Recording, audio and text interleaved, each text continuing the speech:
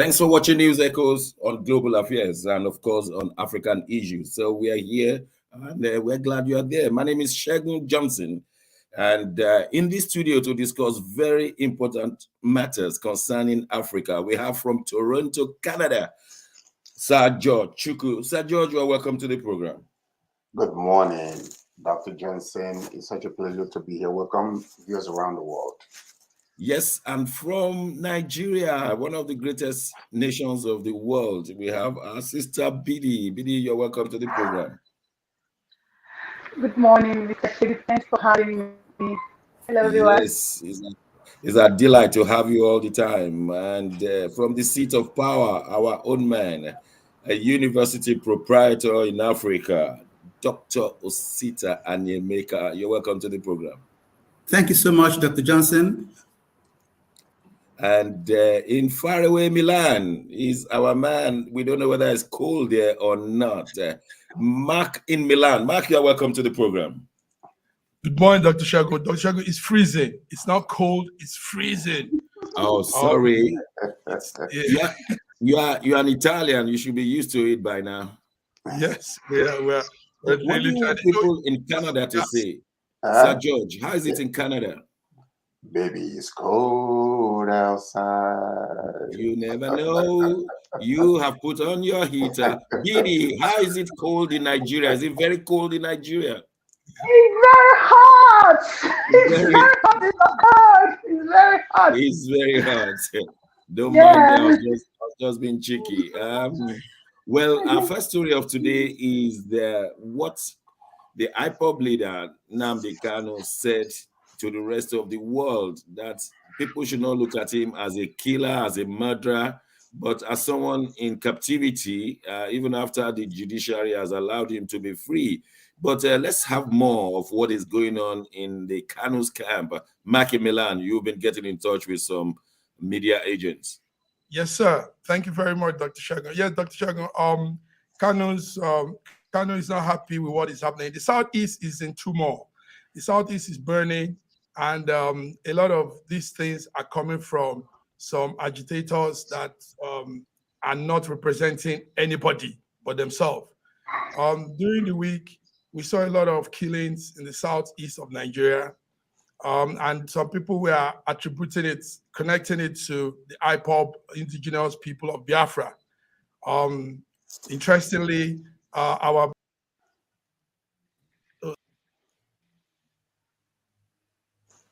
bear with us. We will get that story out. I'm with you. I'm with you. Yeah. Okay, go on. Sorry for that. Yes, interestingly, Kanu came in and said he spoke through his lawyer, one of his special counsel, Aloy Ejimakor.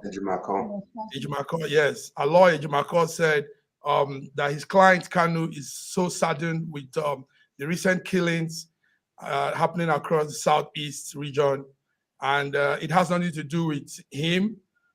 He said the sit-at-home instruction is not accepted.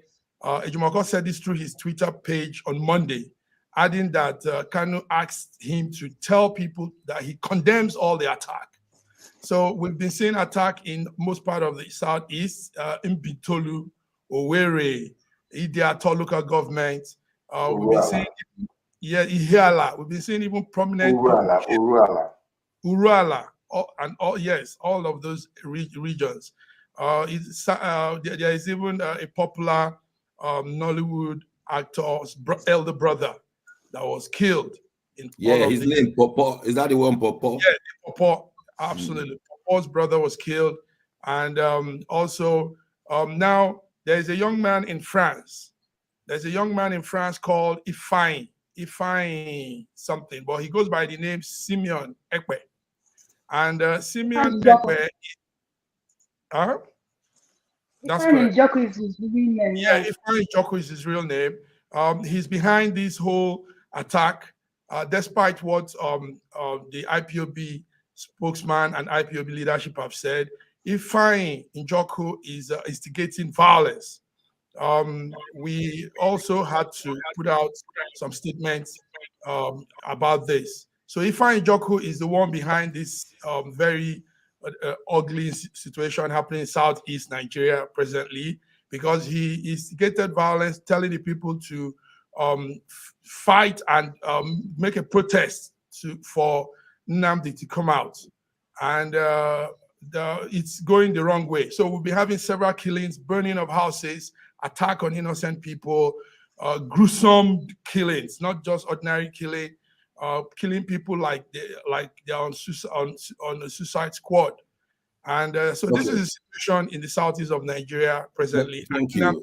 Says Sir George, I have a question for you. Will it not be easier for the federal government to release Nnamdi Kanu and release him probably on bail or something and ease the tension instead of keeping him? And the people in the southeast are gullible to what this Ifeanyi say because their man is still in the prison.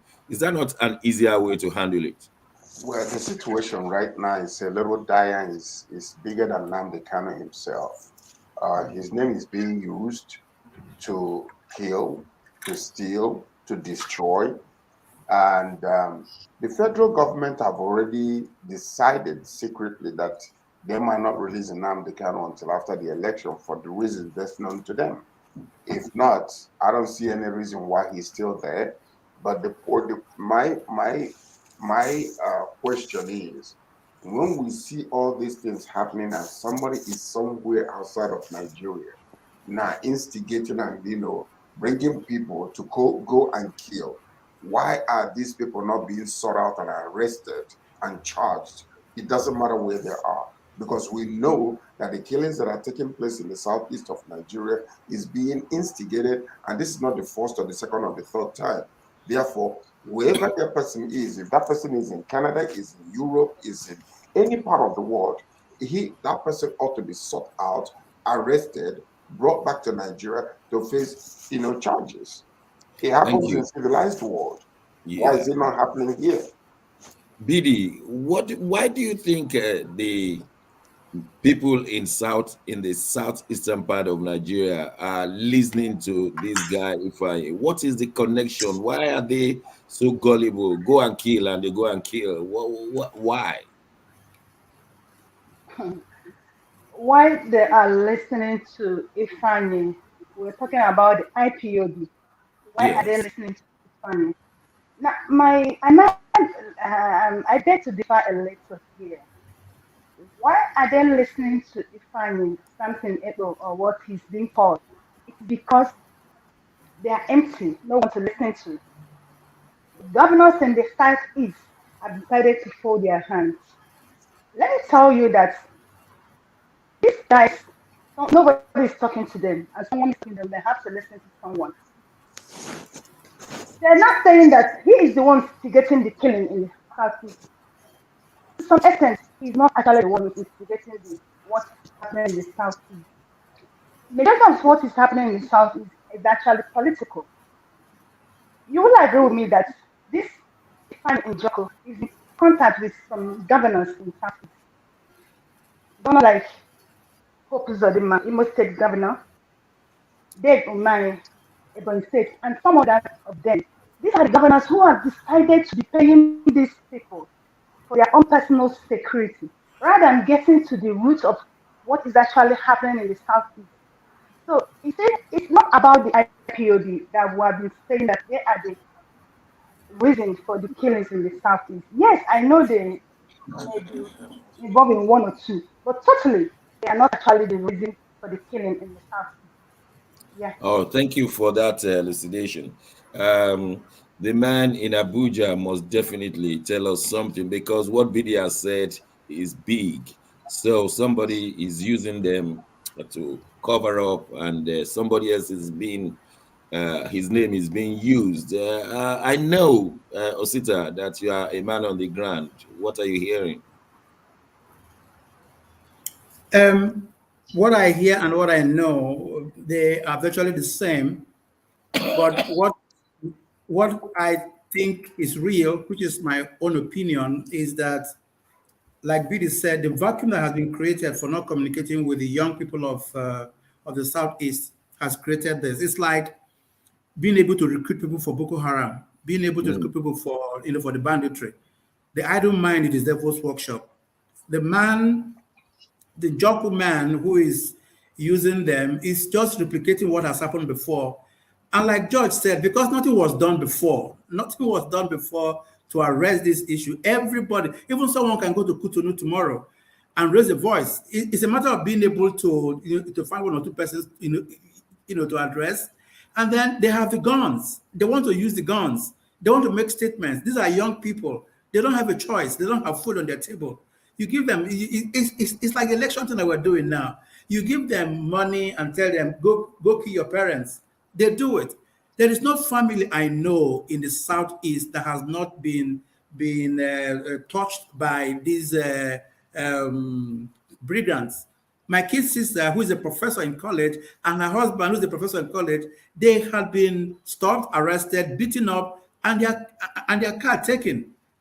And then the problem there was that they left their house keys and address and everything inside the car. So till today, they still live in fear.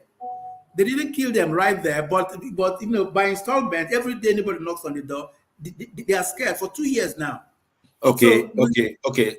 Let's move forward, Dr. Sita, and I'm going to ask everybody the same question. How do we resolve this one now? What should we be telling the federal government? Look, I'm very sad when I hear some people have been gone in the southeast. These are human beings. What should we be telling the federal government? Is it release Kanu and everything will be fine? So George says it's not as easy as that. Ifeanyi is close to many of the governors, so can we use the governors? I mean, how do we stop it? You have 1 minute, or Sita, and we'll go around everyone. Okay, George is correct. You cannot just say release Nnamdi Kanu and every problem is solved. This has to do with everybody. Everybody, all players in this game must come together because there is grievance somewhere. Get to the root of it, solve it, and then we'll move on. Who is gaining? Who is gaining from all of these? Who is gaining from all of this?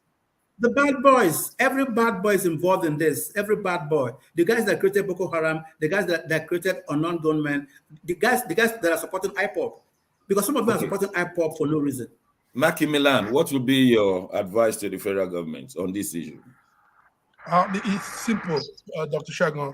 Our advice, the federal government just bring all concerned body to a table and talk things out and see if they can come to an agreement. That's just what it is. That would be a tall order. Even though they do it with Boko Haram and the rest, it will be a tall order. We know they do it with Boko Haram and other bandits. Yes, it will be a tall order. But it's, I think, as it is now, one thing we need to do is face reality. There are warlords. Boko Haram is now a very strong force. IPOB is a strong force. Odua is a strong force. So now let's bring these people together. Let's ignore the fact that they are warlords. Let's bring them together and iron things out. They are strong. They have strong followers. All right, Sir George, what will you advise from Toronto?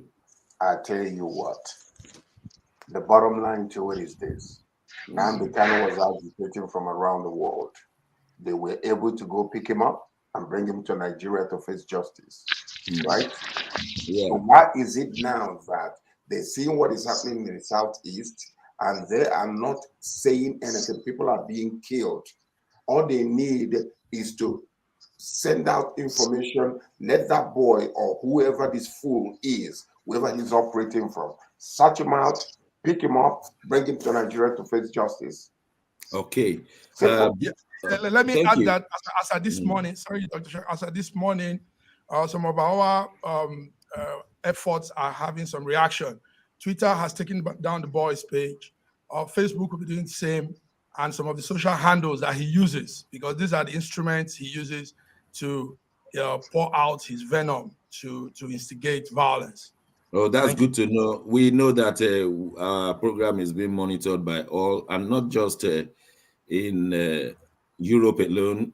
All over the world, this program is being monitored because of the kind of advice we give to government. Bidi, you really put some light into the situation. What would be your advice to the federal government to bring this thing to an end? My advice to federal government and to the elite sons and daughters of South is dialogue. It's dialogue. Now, let me tell you, if we are not ready to talk about this, we will not stop it. An average Igbo man or Southeast man or woman feels that IPOB Biafra talk is a delegate talk. You don't trade on that ground. They don't want to talk about it. You understand? Now, for people who are saying that Ifeanyi Joko, Ifeanyi Ego is the cause of what is happening in the Southeast, you remember we accused Nnamdi Kanu of being sent, and he's in. What is happening in the Southeast? If we extradite Ifeanyi Ego, also known as something, to the Southeast, do you think what is happening in the Southeast will stop? Let's get to the root of why is it happening, and let's trash it. Him instigating or not instigating. Let me give you an example. It's like when a woman accuses a side chick of going after her husband. She takes down the side chick or kills the side chick. Has she killed all the women on the road? Certainly no. I like your example. Dialogue. Nigerian government is not ready Okay. to talk about what is happening in the Southeast. The elites and the sons and daughters of Southeast are not ready to talk about what is happening in the Southeast. So Do you we'll think continue. do you think imputing integrity and respect to the average Igbo man will lead to getting a good relationship with the federal government? Because we see Gumi going to the bandits and nothing happened to him. We see them discussing with Boko Haram. And if we say, look, we want to bring Igbo to the forefront, will this will disappear, won't it? Osita, you think it will just disappear? Or what do you say? Oh, it's up the oh yes, you are there. No, it doesn't make it disappear. We need to get to the root of this. Remember, this is the same group that went to war for 30 months. And then after the war,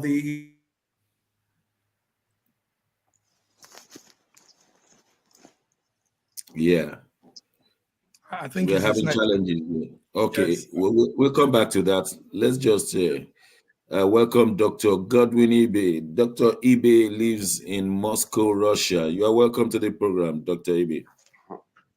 Thank you so much for having me. Thank you all for tuning in. Yeah, the Central Bank of Nigeria has been making a lot of policies concerning our currency, and we've discussed it once on this program, but we are not yet satisfied. Especially when from the ATM we can only collect 200 naira denomination. And that means that the government will have to produce a lot of money to circulate 220 million people and beyond. And so, is that not a lot of money wasted on printing? And who is going to benefit from that colossal printing if we choose to go that way, all in the name to do cashless society? Well, every government, let me say, is trying to control the cash flow of its citizens. Here in the United Kingdom, there's a new cash flow policy that they want to know how much you spend every day. So they are now trying to make us have e-credit card, e-debit card. That is, all your debit cards and credit cards can only be found on the phone. And in case of a pandemic like we saw last 2 years, what they do is that your credit card will no longer operate outside of your area. So let's say you live in West London. They will just tell you you cannot go to East London and use your credit card because we are putting everyone to stay at home. So if you go to East London with your credit card, it will bounce. It will not bring any money, and you may be punished for that. So we see it as a lot of control here. And so, Dr. Ibe, I know you've been following this situation in very few minutes. What do you say?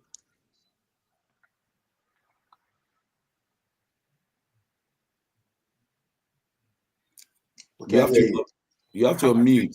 Yes. Yeah, hello, yes, sorry for that. Generally, I would say it's a good policy, very good policy. There are pros and cons, and sometimes you have to measure the pros and the cons. So what are the pros? You mentioned one of them, cashless society. Should we be moved to cashless society? Definitely. Is it long overdue? Definitely. Can it be sacrificed for any other thing at the moment? No, definitely not. Secondly, supply of money in circulation, in control. It's important that the government has control of the amount of money in circulation, to know the amount of money, to control both the rates, the real rates, and the parallel rates. It's very important to have a control of supply. Is that sacrificable? No, it's not. So it's very, very important. Number three, politicization. Politics. We understand that, yeah, there's some political inclination, even though the CBN government would like to deny it. But we understand that election is approaching, and there's a lot of money outside which is used for buying votes, corruption, and all the rest. Okay, yes. So that's a plus in total. But the cons are, yes, it will limit cash-based transactions. There might be a short contraction. Was it rushed? Yes, it was rushed. Usually, these things are done over time. I don't have exact amount on the cost, but the CBN is an opportunity for the government to benefit from the cost of seigniorage in terms of changing of the currencies. Did they benefit? I'm not very sure if I'm judging based on history. And then the last but not the least is the inconvenience cost. Is it worth it? I think generally it's worth it. It might be coming late, but like they say, better late than never. The pros definitely outweigh the cons in this particular. Thank you. Sir George, to what extent will you agree with Dr. Ibe? Well, I completely agree with him in the pros, and because a lot of things were actually mentioned as in regards to the reason why they're doing what they're doing.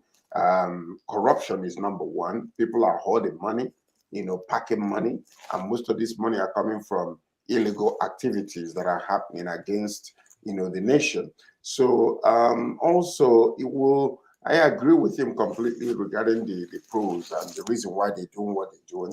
It might be hurtful at the short run, but in the long run, I believe that it will help a lot of people, because when you're traveling around, going to buy merchandise somewhere, but you have your own credit card and you can transfer large sums of money rather than carrying cash with you, the danger of being robbed or being mugged and your money being taken or being killed will limit. A lot of thieves or a lot of armed robbers will actually, think twice before they start trying to pick up somebody. And when the money is being transferred into an account, it could be traced. So I believe honestly that, in the short run, it was rushed because of what's happening in Nigeria and because of all the corruption and stopping the politicians from doing some of the things that they have, the money they have accumulated for many, many years. Maybe they can use it now to buy votes. Like I heard, they're buying, people's votes right now. So I agree with him completely regarding that. Thank you, sir. BD, in the short run, it's going to punish many people. In the long run, it's good for the nation. How do you think this will benefit the masses in rural areas? And the House of Representatives have called for them to stop it for now, or at least postpone it. So they are fighting a good part of Nigeria. So how do we balance this?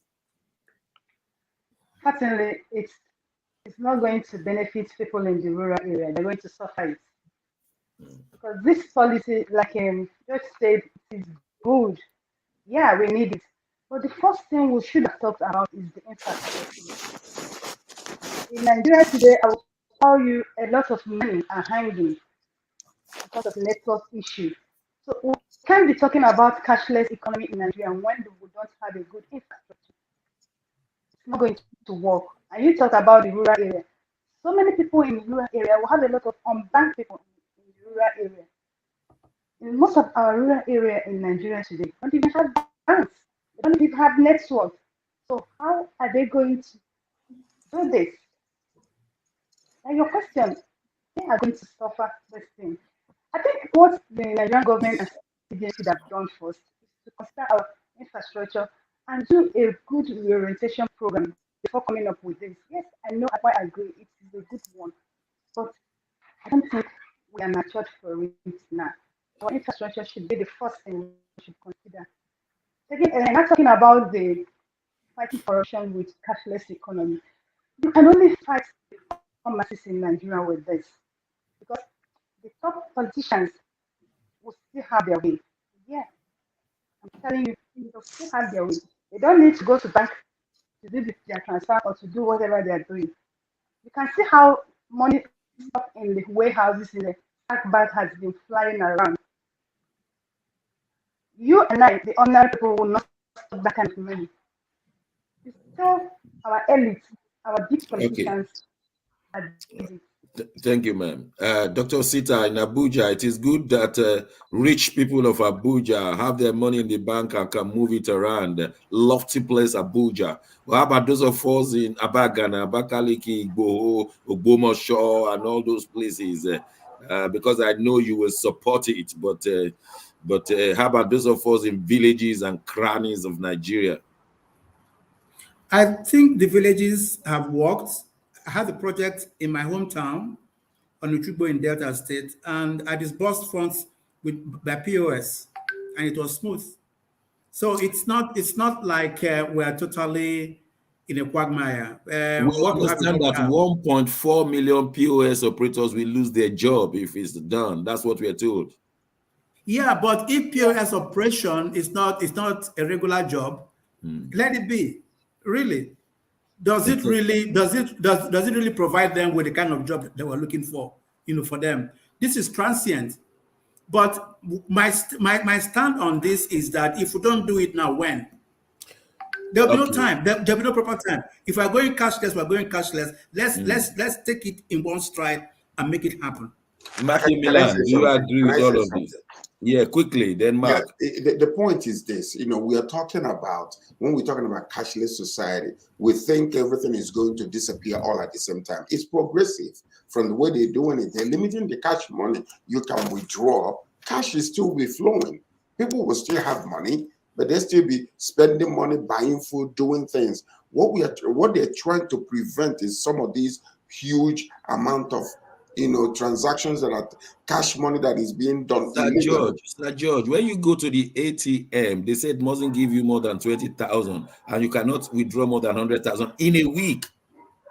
And so those traders, those money traders, those traders in Ochanja, Bete, in Dugbe market. So how do they win when people live on a daily basis? That's the issue. Now, can I say something? Quickly. You can't withdraw. You can't withdraw more than 20,000 naira a day in Nigeria. Do you know how much is the bag price in Nigeria today? In Lagos, I'm not talking about the rural area. When you go to KJ General Hospital, I'm not talking about unknown um, medical center. You need to deposit cash, and the cash we're talking about runs into 200, 300,000. And we're talking about cashless economy. Without first talking about the infrastructure that makes it work. Thank you for that example. And truly, I have a friend who has a medical problem, and he deposits a lot of money, cash. Otherwise, nothing will happen. And he's a bishop. He's my friend, and I'm crying for him. Yes, Mark. Before we go on a break. Yeah, no, everybody has said it all. It's good we're hearing from both sides of the coin. But I want to go with BD. BD has said the real issue. She knocked the thing on the head. Yes, Nigeria needs to, first of all, put well-structured infrastructures. A lot of places don't have those things. Network is poor. There's a configuration that has to be put in place before you could have money move around very well. So we don't have all that. And some people will capitalize on this and also rob people from their fund, their money. So I think it's a gradual process, like she's saying.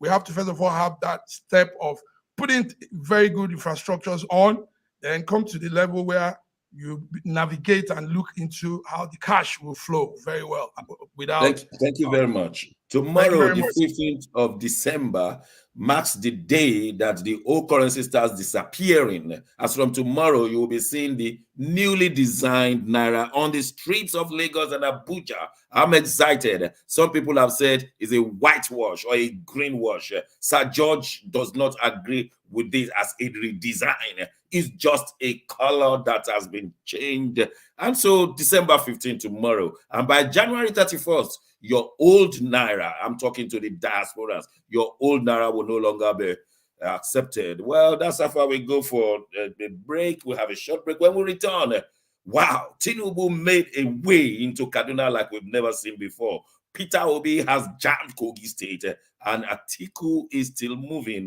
We'll be looking at political issues. Don't go away. We'll be right back.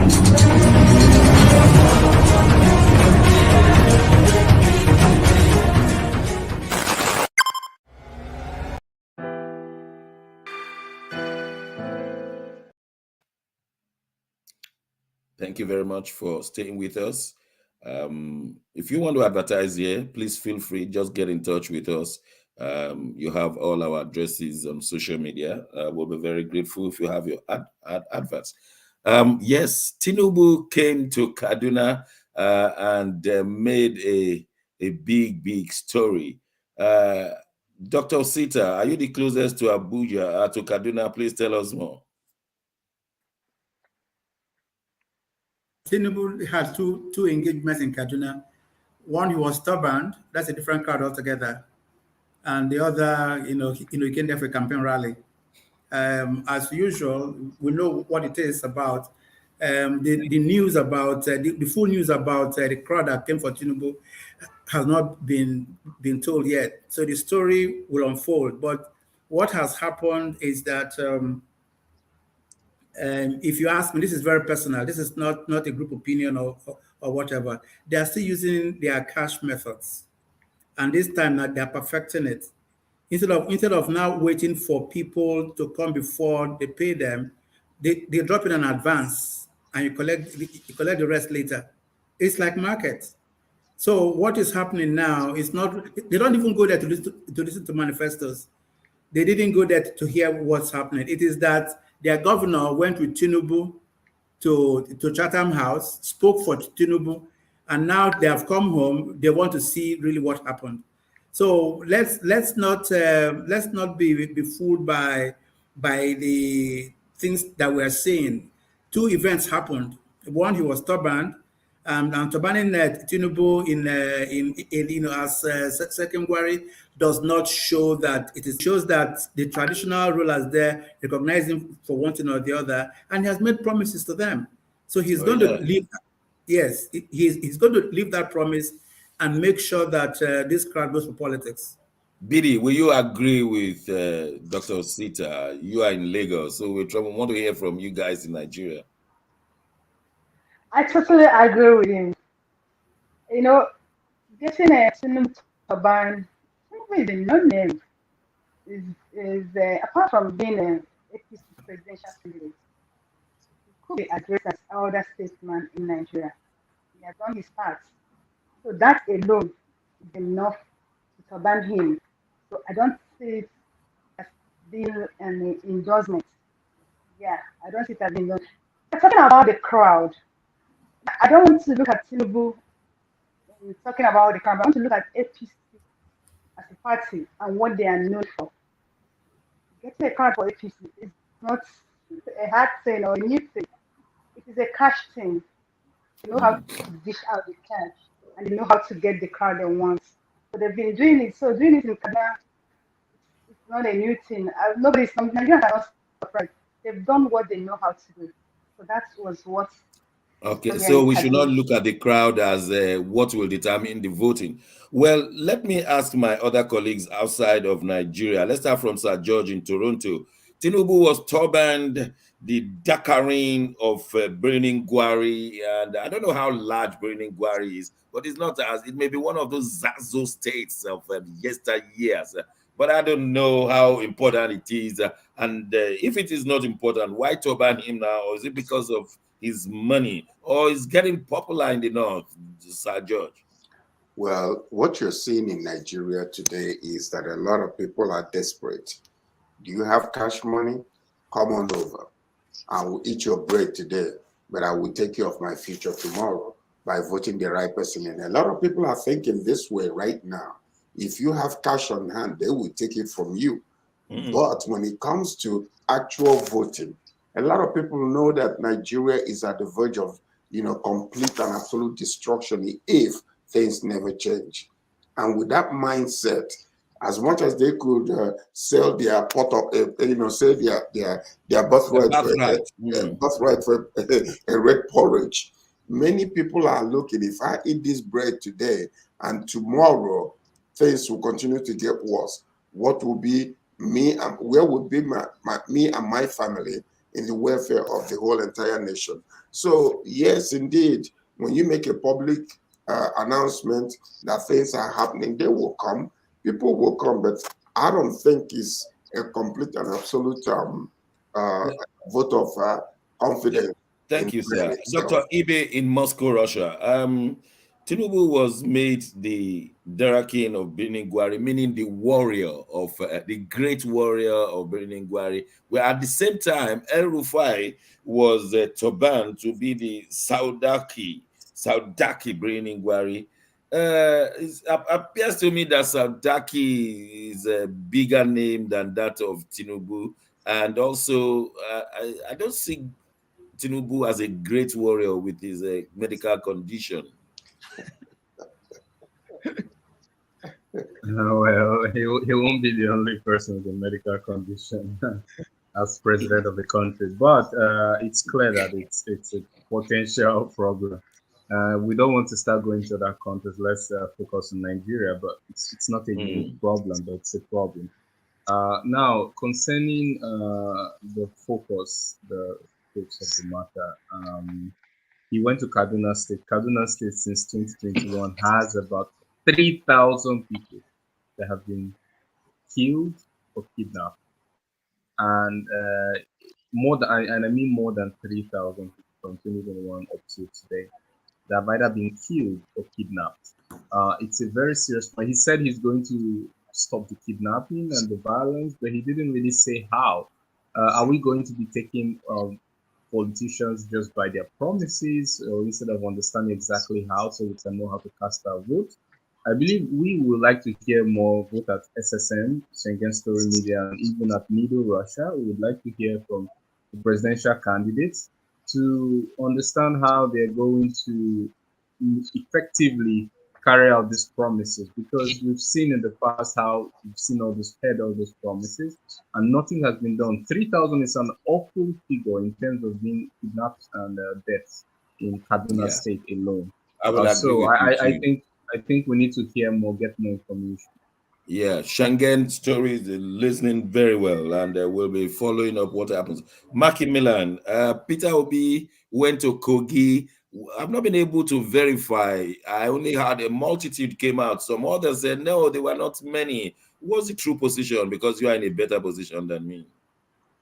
No, as usual, it was good turnout. People really turned out in Kogi. But I'm going with Dr. Ibe. What we're looking at now is all these presidential candidates and the promises they're making. Can they be achieved? Peter Obi told the Kogi people he's going to increase the minimum wage.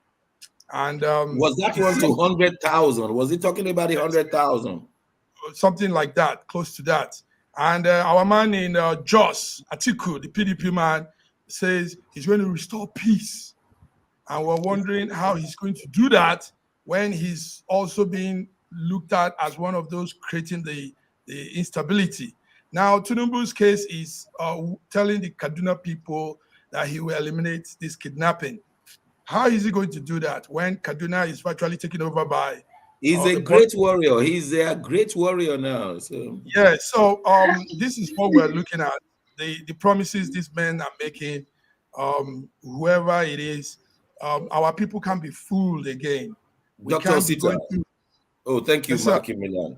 Dr. Osita, Right. do you think, Actually, yes, Bidi. no, you know, Bidi, when were you you trying said to say something? yeah, I'm trying to say something. When you say that Tinubu is a great warrior, yeah, Yes. they actually survived him, the greatest warrior of the land. It's not because he's a warrior as per the physical aspect of it. Yeah, he might be warrior by the things he has done and he has achieved in Nigeria. But let me remind you, titles and chieftaincy in Nigeria is no longer valid because anybody can get it as far as you have your money and you can pay for it. Yeah, he told us, don't forget, Bidi, he told us that when he becomes the president, he will employ 50 million youths and he will give them to eat agbado, cassava, and all of those things. So he told us, so we'll just be waiting for, and so he has his own idea. Dr. Sita, Peter Obi said 100,000 naira. How is he going to do it? Or we just take it like that? I No, mean, no, no, no. He explained it. go on, explain it to He us. explained it. Because, yeah, okay. If minimum wage goes by the hour, because this is what happens everywhere else in the world. It's only here that they are bunching money together, pay you on a monthly basis. If you are paid by the hour and it's accepted that this number of thousands of naira will go by the hour, and you work for the number of hours, or even add more hundreds of hours, you earn more than 100,000 in a month. Oh, Just a okay. simple So mathematics. Yes, that's I the don't want to waste your okay. time. Thank you for this explanation Yes. because I've been waiting to hear how he will make 100. But how about the federal government workers and the state government workers and the local government workers? Are they going to be bundled into the same? Yes, that is the point. That is the point. All tiers of government has a number of hours that I can put in. But the issue is if you're paying me 5,000 naira per hour and I can do more than the But he is representing labor. So I'm not sure the labor leader should come and tell us exactly what they're the feeling. stipulated number of hours and it's allowed. Yeah, excuse me. We'll still look at this one in future. Sir George, Sorry. Atiku is talking about peace in the northeast, and we know it's from the northeast. Why? How far should we accept peace from him? Why couldn't he do it now? Well, the question is, you have people who are studying what every area. When you go to this area, you will send them to find out what is it that they need. What is it that is agitating them the more? Is it economy? Is it security? And therefore, you put it all together. Nigerian politics, is only now coming to awaken, the sensitivity of the people because of the state of the welfare in Nigeria. Originally, you can talk all you want to. They will shout because of what you have on hand. After that, they go home. They have no hope whatsoever, in you fulfilling the promises. But right now, for the very first time, things are changing because things are worsening in Nigeria. People are looking for a way out. Is a way out or change things within. So, all these promises, I don't even pay attention to them. I was part of the organization when we were discussing what should we tell the people in Abuja, what should we tell the people in the Southeast when we go there to wear it. What do you think that will make them excited? Not because you're planning to fulfill the promises. That's why we need a new way of thinking.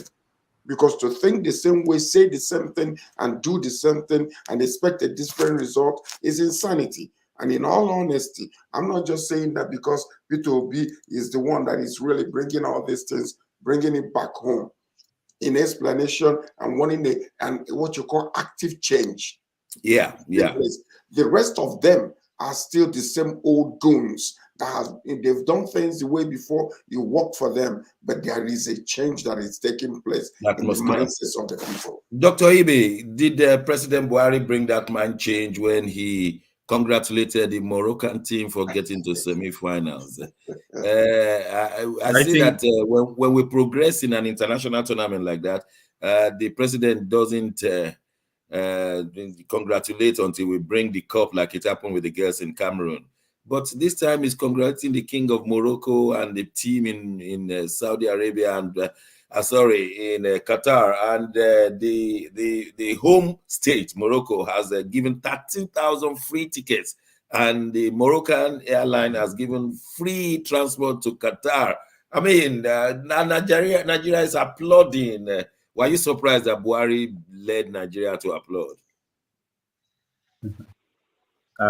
First of all, I'd like to say congratulate the Moroccan team for the achievement. It's at least they're pushing expanding or pushing the envelope for Africa, bringing Africa more to the spotlight. Let's see how the final or semi-final will go. But I'm really happy for them and I congratulate them. But congratulating is not the core responsibility of our president. And it's putting the cart before the horse.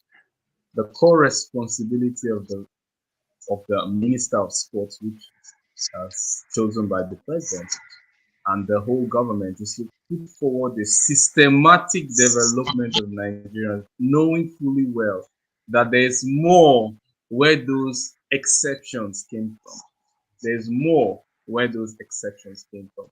And their duty is to provide a systematic approach, not a one-off thing, but an academy, a system that produces more of this sport. And the fact that we call ourselves the giant of Africa, right? And when it's sports, we should also be the giant of Africa. We shouldn't just be living on past glory Olympics. We should use our strength to develop a good systematic approach to sports. Mark in Milan, Argentina walloped Croatia 3-0. I've always suspected that this Croatia team could be walloped, and Argentina is in final. Are they lifting up the glory come Saturday, Sunday, or what do you say? Let's keep our hope high with our African brothers. Okay. Yes. Today. They play France today. France. Yes, they'll be beating France, and we want to really go because this is the first time a team in Africa is coming in the semi-final. Yes, we've had. Are you going to Qatar? I'm going right after this game. We're going to Qatar because we want to hear first-hand information. We've had 3 African countries get to the quarterfinal, but this is the semi-final, and this is key. Cameroon did it in 1990, Senegal did it in 2002, Ghana did it in 2010. Now we've gone beyond, and we nearly did it when Baggio scored against us. You remember? Yes, we nearly did it, and last minute Baggio just took us off. But that was nearly. I still not forgive. I'm yet to forgive him. Sir George. So we are hoping on the Atlas Lion, and hope by the grace of God, all Africa, we're all behind them. We're behind. Well, the next World Cup will be in Canada and US and Mexico. So, Sir George, are you waiting to host us there? We want to operate from there. Come on down. Me and Justin Trudeau are just like this. So wow, I'm on my way. The studio is taking to Canada. Yes, it's taking to. We're taking you to Canada. Yes, we're taking the studio to Canada. And Dr. Sita, well, you think our president did the right thing, congratulating his counterpart and the Moroccan team? You're muted. Muted? Can you hear me? Okay now. Okay, it's like our president going to West African country to teach them how to run security. These are irrelevant things, man. Let's let the people who are supposed to do stuff. Dr. Ipe said it. The Minister of Sports stands bold enough to speak the voice of the president by congratulating them. One simple press release about where he was talking to the King of Morocco. King of Morocco, his friend, Maybe we are more associated with Arab world than we know. Now that you have said it, we were jubilating that it was an African country, Yes. and the Arabians are saying the only team, the only Arab, team from Arabia. Yeah. Arabia meaning that their religion and their language is more than Africa. That's the Yeah. point. Yeah. So Now, we are saying African team. They are saying we are the only Arabian team that is left in the competition. now, So Dr. yes, Sita, you and I know that all the northern countries, Morocco, Tunisia, Algeria, they are called the Maghreb, and they are always have their affinity with the Arab world.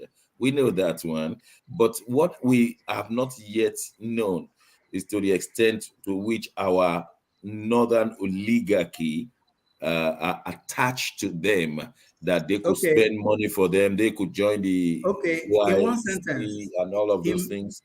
in one sentence, in their mindset, we're already OIC because the military started. The military started it. Let's face facts. What they wanted to do was to complete the 10 years of a Muslim being in power to be able to join. So him congratulating the Moroccans now is like stepping up on it. That was why they didn't care about Muslim ticket in the first place. All they want to do is to complete 10 years, 8 years of Buhari, 2 years of the new APC government, and we're OIC. Okay, And all right. Let's talk and about I'm not kidding. Nigerians who are making waves. Thank you very much. Nigerians who are making waves, they're not waiting for their country to get a systematic approach to things. Burna Boy and Keith Daniel were in Qatar. Davido will be playing there at the final. But more importantly, Marky Milan, Amushan lost out of the World Global Award, and the Nigerian Tems has been nominated for these 2023 Global Awards. Tell us more. Nigerians are making waves. Forget about Nigerians are what the making government is. waves. Yeah. Everybody here can attest to that. I mean, when we come out, there's something about the Nigerians. When they come out of that location, that territory called Nigeria, we snap and we really pull out excellence. I don't know how that works, but that's how it works. Nigerians have been making a lot of grandstanding achievements. Yes, tonight, by the weekend, a musician called Tems, that she's Temilade Openiyi, a Yoruba Okay. girl, young girl. She sings, she writes. In fact, she's one of the composers behind some of the hit songs of other artists. So she's known as Tems. She's been nominated for the 2023 Golden Global Award, and that's one of the top-notch award in the world. And she's our girl, and we are proud to be associated with that. Now, yes, the other girl didn't do well in the category because she didn't run more events compared to the lady that won it. I'm Okay. talking, You are yeah, talking of Toby Amushan. Tobia Musa, that's correct. So, but regardless of that, you said it all. Nigerians are pulling weight. Davido will be ending the World Cup entertainment night. Davido will be performing, and we all saw Kiss Daniel pull out strong musical concerts on the opening, and a lot of them. Bunch had a beautiful outing sometime in South Africa. In a similar event. And I mean, these young men and women are doing great. Okay, I'm going to ask, in view of time, I'm going to ask everybody to participate in these. I'm starting with you, Dr. Godwin Ibe. The ceiling is removed from Nigerians outside of Nigeria, and we tend to be doing better. The best doctors and nurses in England are Nigerians. Obama, a Kenyan man, was the president of America. Are these ceilings just put on people here? Yes, of course. There's always a genetic component, personal component, and environmental component. These three components have to work. You can compensate by character, or you can compensate by environment. but there's always the ability, the talent aspect of it. It's no secret that there are lots of talents everywhere in the world, especially in a country of over 200 million people. Statistically, it shouldn't be difficult to find that genetic talent component. What is left statistically that puts us at a disadvantageous position is the environment and the conditioning of character that makes it possible to achieve those heights. So I believe that yes, our environment can be a limiting factor. It isn't always. There are also successful people in All right. our Thank you. I'm just being mindful of the time. Bidi, will you agree with that Nigeria or any African country could be a ceiling point when people should be excelling? Of course it is. We have what I call environmental selling, mindset selling, and policy selling in Nigeria. Our environment stops us in several ways from being who we want to be. Our mindset too contributes.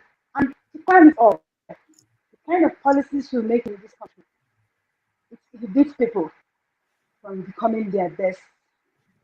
Let's start with you. Okay, thank you.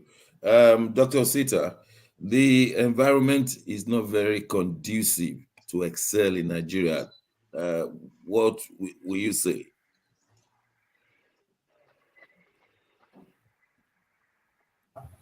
While we are fighting for power, yes, while we are fighting for power and electricity and water and utilities, every other person is just going on doing the right thing. Very short story.